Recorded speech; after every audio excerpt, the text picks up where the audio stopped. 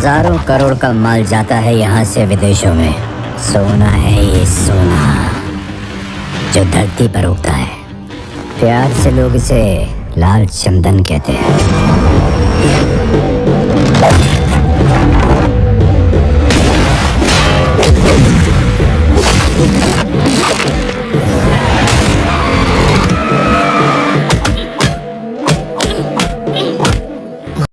Bhojpuri industry में इतना बहुत बड़ा धमाल हो रहा है, हम लोग को कानों कान पता नहीं हुआ।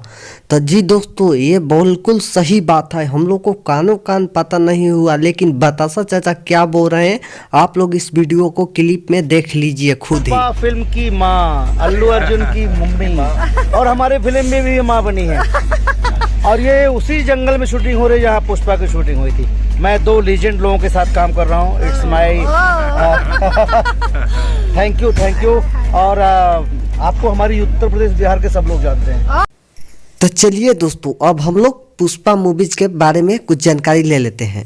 तो दोस्तों, ये मूवी जो है हम लोग को खुद पता नहीं चल रहा कब शूटिंग हो रहा है और शूटिंग इनका चालू हो गया। जी हाँ दोस्तों, पवन सिंह अब की बहुत ही ज़बरदस्त फिल्म ले आ रहे हैं, पुष्पा।